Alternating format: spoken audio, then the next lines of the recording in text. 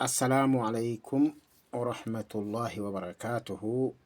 دواء أجائبا قبنا دواء نتن قبنا نجرو دواء أرما خيس ون نجر واهن دا تجراه إيغا دواء أسجرو توكو توكو ينه اسن التيمنا يرو أرغنه إيغا دواء وني قبنا دواء قورمدي قبنا يوخان قورمدي يجون دواء برؤو يجون kahoo gartee bakka mana fincaanii taayisomsa bakka battee taa'aa hudduu lameen jittuun nama baatu jechuudha. Buroo jaamti.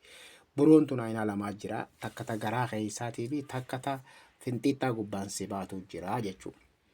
Ta garaa keessaa sanii waan dawaa dhuganii jira kan xaa albaatisi albaatee sirraa baasu. Tanammoo finxiixaadhaan si jiru kana dawaan isiidhaa kunootii egaa takka takkaan isin himna kanaa muka kanaa jedhama qoormadee laal kunoo finxiixaadhaan akkana gabbaatii jechuudha. Akkuma gartan kana dawaan kunii egaa yoo rabbi biraan taate dawaa bareedaa dawaa nuti itti fayyadamnee agarree bilbilli isalleen achirra jira yoo kan biyyoo achirra jiraatu baatillee isinii barreessina. Dawaan kana sirinjii marfee sirinjii gartee marfee itti naqxee sirinjiidhaan ofitti gonayxaa jechuudha. Samboodaan kan gaxiite kana foon gaxiite gabbaya kana akkuma jiruun dirgim godhee balleessaa jechuudha. Guyyaa 3 ofitti gootaa jechuudha. Kana dawaan qoormadee yookaan baabasseer yookaan maal jedhan afaan Itoophiyaatitti buroo jedhamti. Buroo yookaan baabasseer waan qoormadee jedhama. Dawaan isaa kanaa jechuudha. Hayagaa kan lamadaa itti haa dhiyaannu ishee baabi lamadaa dawaa ammallee dawaa والسحر والسحر والجن والشياطين خجانتو جرا دوان سوني خنا دوان كوني نما غرتي دوان سون خنا دوان سوني خنا بفصليت آتين دفا كنو لال بفا ما فتا بفا خنان دفا واني أكاتا تفايدمتو ofitti qaama dhiqatteeti qaama kee xaharaatiin namni gartee sihiriin itti godhame kan jinnii qabu kan budaan ijji namaa nyaate kan hoyxoo alaarjik hasaasiyyaa kan jedhan gartee dawaa sun namni dhukkuba san qabu dawaan isaa kanaa jechuudha. Dawaan kuni dawaa baadiyyaa keessaa muka walitti guuramee mukarraa walitti qammamamee walitti cafaqamee walitti cunfamee sadarkaa kana gahee jechuudha. Waan takka waan keemikaal waan jaanii qabu muka keessa muka baadiyyaa keessa gaara keessaa guuramee jechuudha. Kana maal goota atiin tahara qabu qaama dhiqattee atiin qaama dhiqattee gartee ofitti dibdee qaama kee guututti ofitti dibdee ukkaamamtee itti raftaa jechuudha. Gizee qaama keessan guyyaa 3 fi goota galgala 3 eega hiraata nyaatte booda. Haga halkan kana guutuu namatti hin dubbattu bilbilaa hin haasoytu jaarteetti deehataa jaarteetti yoo dhalaa taates jaarsaan hin dubbattu yoo dhiira taates jaartiin hin dubbattu. Kanaaf namicha sihirii si godhe san abjuu yookaan manaabatti oduura ogzee raftu akkaataa itti si godhame abbaa itti si godhame rabbiin rabbal izza wal jalaali rabbiin dandeettii isaatiin si agarsiisaa jechuudha. Kuni kana fakkaata. Inshaallah yoo rabbi biraan taate rabbi jabaadha. Kuni kana fakkaata kan biraa jira ammallee dawaan biraa ammallee kan jiru ammallee bifuma saniin ammallee bifuma kanaanii ammallee bifuma saniin jira dawaan biraa kunillee kana keessatti argama. Dawaan kun nama gartee maal jedhaniin inni kun dawaan sun kana kunillee kanuma dawaan kunillee akkamii kanumaan akka reefu isin himee kanumaan akka reefu isin himeeti dawaan kunu kana maal goota dawaan kun ammallee kunillee kanuma baadiyyaa keessa walitti cunfamee walitti qammamamee kan keemikaala hin qabne dawaa muka baadiyyaa jechuudha. Kunillee maal godha nama faalijii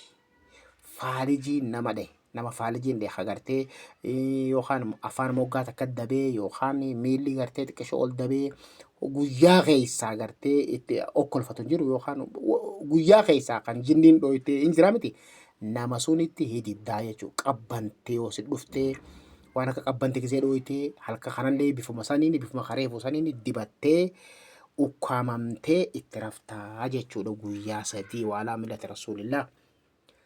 Kan biraa jira ammallee insha Allah. Yaa salaam subhaanallah. Arma keessa jira dawaan hedduudhaa jira. Kan biraa jira ammallee dawaan jiru. Jara nagaa kanaan gaditti akkumaan isin himetti gaa dawaan kun cufti san keessa tokko tokkoon irraa isin himaa guyyaa guyyaan isin dhiyeessa. Amma fakkeenyaa dawaa tokko jira ammallee. Ilma dhiiraa namicha gartee abbaa manaa haadha manaa isaa yookaan injira miti namni gammachiisuu hin dandeenye kan haati itti qanyiftu itti alaanantu ni jira. Dawaan suni kana jechuudha. Dawaan kuni wullee tana gartaa wullee diimtuu tana yookaan daboollaa tana takka irraa bantee shaa'ii gurraattii yookaan bishaan oowwatte nayxee galgala hoggaa jaartii haadha manaa keetii haadha manaa halaaliiti gaa bismillah. Haadha manaa halaali malee waan haraamitti dhaqaan jenne an waan haraam keeysan jirullee rabbillee nan gaafatu haadha manaa keeysanii inshallah rabbiin dawaa jala dhukkuba buusee dawaa jala buusee akkasitti wullee tana takka dhuydee yookaan kubbaayyaa tokko marakaan yookaan bishaan oowwaan yookaan shaa'ii gurraattiidhaan daboollaa tana takka dhuydaa yaa hafee yaa salaam. Wallahi haadha mana keetii gammachiistee bulaa jechuudha. Inni bifa hurraadhaan duqeetiidhaa bifa bunaatiin jechuudha. Hin gammaddii inshallah rabbii gammachiisaa akka gaariitti gammadaa bultii jechuudha. Ammallee gaa hin jira. Maashaallah dawaan hedduudha. Sibiilli xixiqqaan arma taa'u wanni pilaastikni xixiqqaan arma taa'u kun cuftinuu dawaadha kulleen dawaadha. Kan bifa akka dammatti godhamee kan akka dammat dhuganii jira kunilleen kana kun bifa dammaatiin qammamamee kanii gartee dhuyduu jira kun kan daa'immaa waliin qophaa'u jira kun amma fakkeenya damma jechuudha damma qulqulluu kun damma qulqulluudha akkasii qophaa'ee jiru jira kun kana kan biraa jira ammallee yaa salaam. Ammallee yoo nii fi gartee inshallah yoo rabbi isinii biraa yoo rabbi biraan taate zakarri keeysan gartee waan rabbi wanni injira miti ilmi namaa kun walirra guddaa walirra xiqqaa qabu jira.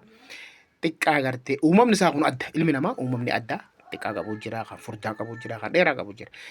Hamma namni suni akkasumaanuu xiqqaa qabaatee kan gartee hin gammachiifne jira. Akka inni guddatu akka inni furdatu akka inni laal hin guddata laal hin furdata hin dheerata hin jabaata dawaan sun kami yoo jenne kanaa jechuudha. Dawaan sun kanaa jechuudha. Akkami itti goota hin dibda qaama isaa akkamiin dibda as keessa jira. Kuni fakkeenya kuni bakka lafa Ameerikaa keessa jiraachuu qaba jiraachuun mala kun made in America jaa kuni gubbaarra dibda kana hin dhugan kana hin dhuydu hin dibda akkamiin dibda akkanumatti wanni isaa qaamuma isaa kana gartee qaamni kana miti qaama kana gubbaarra dibda jechuu qaama gartee zakara keetii kana dibda gubbaa dibdee haga gartee haga inni gawsanitti hoggaa dibdee booda yaa salaam daqiiqaa 30 hoggaa teessee booda la hawla wala quwwata meeshaan akka kanuma laal dhundhuma takko gaha hin furdata hin jabaata humna harkata hayyeega anin beene gaasaniin booda subhaana rabbika rabbi keessa jiraatu inshallah. Dawaan kana fakkaata namoonni dawaa akkanaa kan barbaadan kunootii hin jira bismillah lakkoofsa keenya 0 +254 7 dhagay irraa isin deebi'a qulfiidha +2 plus afaan oromootiin isin hima ida'uu 2 5 4 7 9 8 irraan deebi'a ida'uu 2 5 4 ida'uu 2 5 4 torba 9 4 8 isinii galee 7 9 4 8 jennee saniin booda maalitti aansita 6 6 7 7 3 dhumarratti afaan biraatiin isin hima plus +254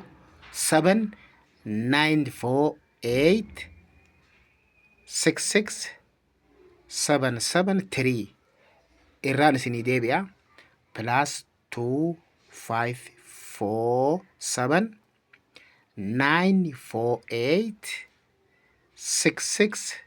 +254 lakkoofsi kiyyaa akkaan isinii armaan gaditti isinii hime kana fakkaataa nu dawwaltanii waasaapbii iimoodhaan nu qunnamuu dandeessan onlaayinaan waasaappiidhaan nu dawwala inshaallah yoo rabbiin fedhe waasaappiidhaan akkanatti nu argattanii dawaan kunoo kana biyya isin jirtan Ameerikaa jiraattan Hoolaandii jiraattan Suudi Arabiyaa jiraattan Iswiidin ergitan amma fakkeenya arraan tana Iswiidin ergee jiraachuu amma arraan tana dawaa kanaa fi dawaa kana sadeen Iswiidin ergee jira jechuudha. Iswiidin biyya Iswiidin dawaan kuni gatii isaa abbaan oguu argame gatii isaa isinitti himaa jechuudha. Akkanaatii kan garaa nama yaasuu jira wanneen jira hasaasiyyaa qoormadee yookaan buroo nama jinni wasixru washayaaxiinu nama gartee faaljiin dhawee akkuma reefuu gartee armaan gaditti isin hime sanitti kan dhiiraa haadha manaa kan abbaa intalti haati manaa rakkoo adda addaa jira kan gammachiisu kan dhiiraa jira kan dhuganii jira kan dibatanii jira. Bismillah kana fakkaata gaa maashaallah gadhiyaadha dawaan kunootu kana nu bilbila keenya akkuma reefu isin himne sanitti waasaapbii iimoo nu argattan maqaan kiyya Sufiyaan Idris jedhama inshaallah ta'ala dawaa kana yammarree wassalaamu alaykum warahmatullaahi wabarakaatu inshaallah nagaan nu tura horaa bulaa rabbi dawaa godhu dawaan kana isinii dhiyaata.